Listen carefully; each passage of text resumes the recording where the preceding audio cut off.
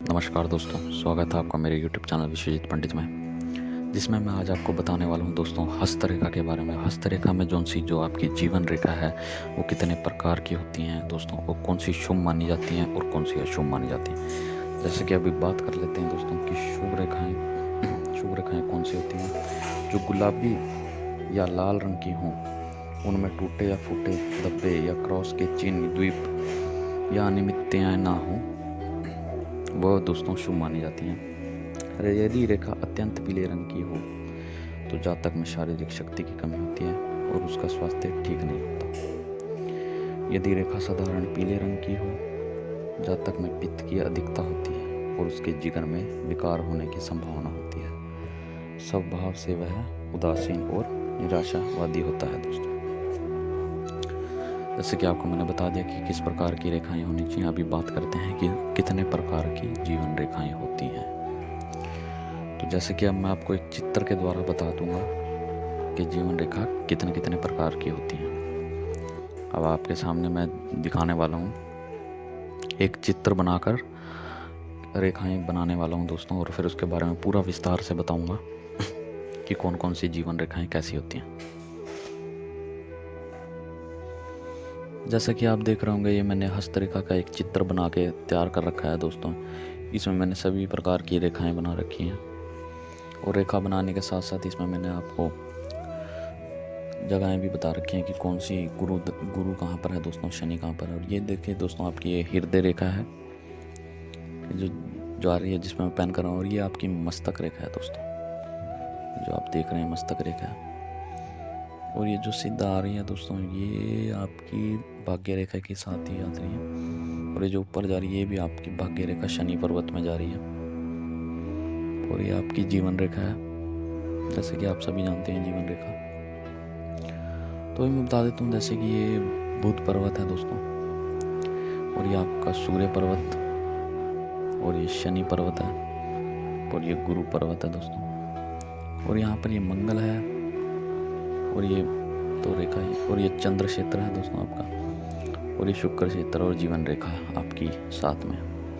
तो ये सारा मैंने आपको दिशाएं बता दी हैं इसकी, कौन सा शनि कहाँ पर है आपका, सूर्य कहाँ पर है, और ये जीवन रेखाओं के बारे में बताने वाला हूँ मैं आपको। अब ये कितने प्रकार की हैं, आगे इनको मैं आपको चित्र बना के दिखा देता हूँ आपको कितने प्रकार की जीवन रेखाएँ हैं। चलिए तो चलते हैं। जैसे कि आप देख ही रहे होंगे, चित्र मैंने बना दिया है, और इस चित्र में आप देख ही रहे होंगे जैसा 8 या 7 प्रकार की रेखाएं हैं। ये शाखायुक्त रेखाएं हैं, और ये गोपुच्छ रेखाएं हैं, और ये लहरदार रेखाएं हैं दोस्तों, और ये नीचे जो है खंडित रेखाएं जैसे टूटी फूटी होती हैं, और ये ऊपर सहायिक रेखाएं हैं। सहायिक रेखाएं जैसे जो बिल्कुल सीधी रहती हैं, और ये ऊपर और नीचे जाने वाली रेखाएं जो ऊपर भी होती हैं, नीचे की ओर जा रही होती हैं। और ये श्रृंखला युक्त रेखा है, ये श्रृंखलाकार रेखाएं दोस्तों, और ये द्वीप युक्त रेखाएं हैं दोस्तों। इतने ही प्रकार की ज़्यादातर सभी के हाथों में रेखाएं मिलती हैं हमें,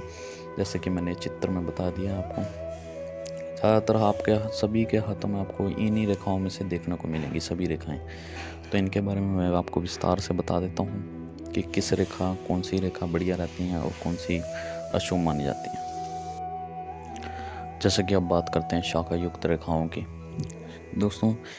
2 शाखाएं युक्त रेखा अधिकतर शुभ फलदायक होती हैं, रेखाओं के गुण में वृद्धि करती हैं। परंतु यदि मस्तिष्क रेखा अपने अंत में 2 शाखाओं में विभाजित हो तो जातक 2 प्रकार के स्वभाव वाला होता है, और उसमें किसी एक विषय पर ध्यान केंद्रित करने की क्षमता कम हो जाती है।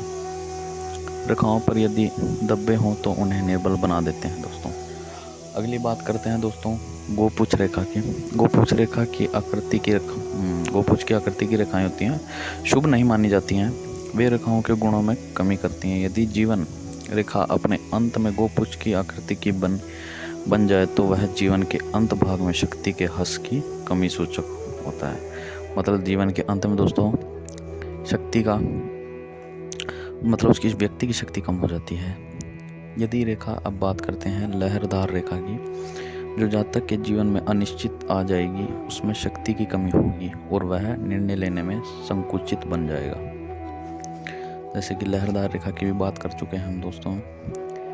और यदि रेखा टूटी फूटी हो तो वहाँ पर रेखा टूटी हो उस समय उसके गुण नष्ट हो जाएंगे, परंतु यदि टूटी ऐसी हो कि आगे जाने वाली रेखा टूट के स्थान के पीछे से आरंभ हो तो टूट का कुप्रभाव बहुत कम हो जाएगा।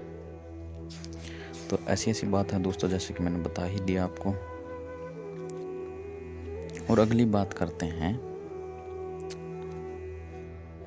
अब बात करते हैं सहायक रेखाओं की। रेखाओं की शक्ति को द्विगुणित कर देती हैं दोस्तों। जो अगर किसी की शाखाएं सहायक रेखाएं हो, यदि ऐसी रेखाएं मस्तिष्क रेखा के निकट हो तो मस्तिष्क रेखा के गुणों में बहुत वृद्धि आ जाती है।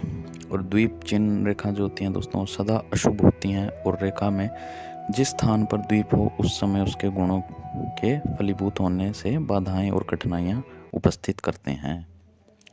जैसे कि मैंने आपको बता ही दिया इस सभी रेखाओं के बारे में। तो चलिए, धन्यवाद दोस्तों।